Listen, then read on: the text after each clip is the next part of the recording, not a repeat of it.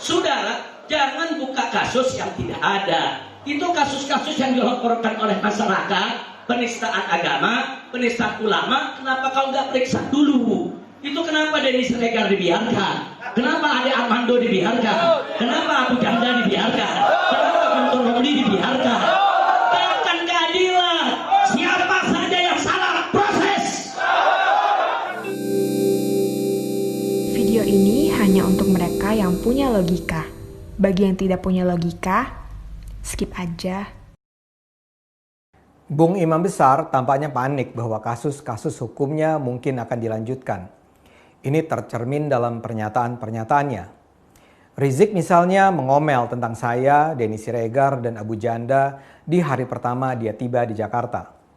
Di hadapan pengikutnya dan disiarkan kanal YouTube Front TV, si Bung Imam ini mengeluh bahwa saya, Denny, dan Abu Janda tidak pernah diproses hukum. Si Bung Imam yang delusional ini bilang bahwa saya, Denny, dan Abu Janda sudah dilaporkan masyarakat atas tuduhan penistaan agama dan penistaan ulama, tapi tidak pernah diperiksa polisi. Dia bilang, "Kenapa kau?" Maksudnya polisi, "biarkan. Kenapa Denny Siregar dibiarkan? Ade Armando kau biarkan. Kenapa Abu Janda kau biarkan?" Dia kemudian menggambarkan bahwa kami adalah kelompok yang menjilat pemerintah dan karena itu tidak diperiksa oleh polisi. Kata Bung Imam lagi, kelompok yang gak suka pemerintah digali-gali, diproses, sementara kelompok yang menjilat dibiarkan. Buat saya sih itu menggelikan.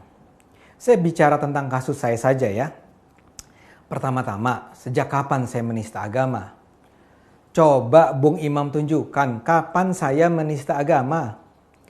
Kedua, Bung Imam mengarang bebas dengan menuduh polisi tidak pernah memeriksa saya atas laporan-laporan kelompok 212 dan FPI. Tentu saja polisi menindaklanjuti laporan masyarakat terhadap saya. Saya berulang kali dipanggil polisi dan harus diperiksa berjam-jam. Bahwa polisi kemudian menganggap bahwa laporan itu tidak cukup kuat untuk dilanjutkan menuju pengadilan, itu kan gak berarti laporan tersebut tidak diproses. Ini beda sekali dengan apa yang terjadi pada Bung Imam. Bung Imam berulang kali dilaporkan atas beragam tuduhan, dari menghina agama sampai memfitnah orang. Tapi kan berbeda dengan saya, kalau Bung Imam gak cukup jantan ketika dipanggil polisi. Dia kabur ketika dipanggil untuk jadi saksi dalam kasus chat mesum Firza. Akibatnya proses hukumnya terkatung-katung. Loh kok sekarang dia malah menuduh proses hukum saya yang dibiarkan? Saya diperiksa Zik, tapi saya gak kabur. Itu bedanya saya dengan seorang imam besar.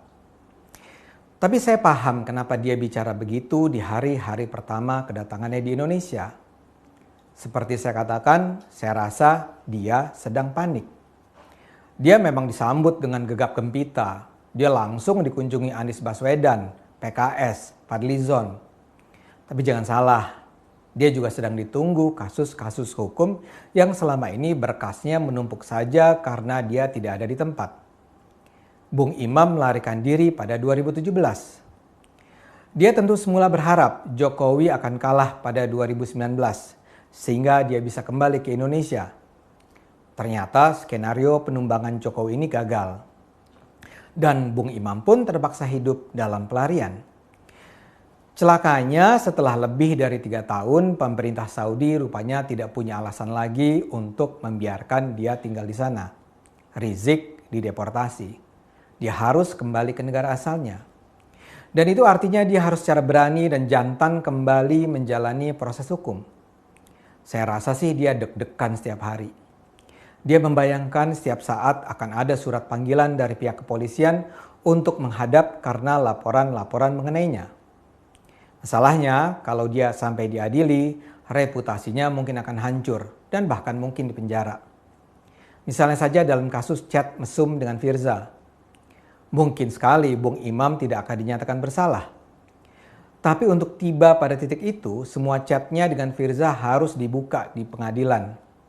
Selama ini kan para pendukungnya berusaha percaya bahwa chat itu adalah rekayasa pihak tertentu yang ingin merusak nama baik Rizik. Tapi kalau dibawa ke pengadilan, kebenaran akan terkuak. Dan bayangkan bagaimana perasaan pecinta Bung Imam ketika akhirnya terbukti secara terang benderang bahwa itu adalah chat asli. Dalam kasus laporan penodaan agama, Bung Imam bahkan perlu lebih khawatir. Dia dengan jelas menghina Kristen ketika dengan nada mengejek dia bilang, "Kalau Yesus anak Tuhan, bidannya siapa?" Kalau Ahok saja bisa dipenjara karena kasus Al-Maidah yang sangat bisa diperdebatkan penafsirannya, apalagi yang ini yang jelas-jelas merupakan pelecehan Kristen. Belum lagi kasus pelecehan adat Sunda ketika dia menyebut sampurasun itu campur racun. Atau kasus pernyataannya bahwa Pancasila Soekarno ketuhanannya di pantat. Atau penghinaannya terhadap umat Hindu. Atau pelecehannya terhadap profesi Hansip. Atau juga laporan pengacara Henry Yosodiningrat yang menuduh Bung Imam menghina dia sebagai politisi pro-komunis. Itu semua berpotensi membawa Bung Imam ke pengadilan dan ke penjara. Karena itu sangat wajar bila Bung Imam saat ini panik. Untuk mencegah agar rangkaian kasus hukum itulah, dia pun meracau dan mengancam. Dia menuduh polisi berusaha mencari-cari kesalahannya dan berusaha mengungkit kembali kasus-kasus pidana yang melibatkan dirinya. Penyebutan nama saya, Denny Abu Janda, ada dalam konteks itu. Menurutnya belum apa-apa sudah ada pihak-pihak yang mendorong agar kasus-kasus hukum Rizik dibuka kembali. Wah, ini apa-apaan ujarnya. Sudahlah, jangan buka kasus yang tidak ada. Jadi dia berusaha mengarahkan pendapat masyarakat bahwa sebenarnya dia bersih dari pelanggaran hukum. Jangan buka kasus yang tidak ada, katanya. Dan kalau dia seolah-olah punya banyak kasus hukum, menurutnya itu terjadi karena pemerintah berusaha menggali-gali kesalahan kaum oposisi seperti Rizik, seraya membiarkan kesalahan kaum penjilat pemerintah seperti saya. Rizik memang penulis fiksi nomor 1. Tapi bukan cuma itu. Dia juga melontarkan ancaman bahwa bisa terjadi pertumpahan darah. Bung Imam dengan retoris mengatakan, bila negara ini tak ingin ada revolusi pertumpahan darah, hukum harus diperbaiki dan aparat keamanan tidak boleh tebang pilih. Gak boleh dibiarkan, katanya, ini bisa jadi bom waktu yang kapan saja bisa meledak. Dan mungkin untuk membangun kesan bahwa dia tidak sedang memikirkan hanya keselamatan dirinya, dia juga menuntut pemerintah membebaskan Abu Bakar Ba'asyir, Bahar bin Smith, para aktivis kami, buruh, mahasiswa, pelajar, dan demonstran yang kini sedang ditahan. Mereka semua, kata Bung Imam, perlu dibebaskan karena mereka adalah korban kriminalisasi. Heroik? Tentu saja enggak. Itu semua sekedar menunjukkan kepanikan dia. Dia meracau, dia mengarang bebas, dia mengancam karena dia panik.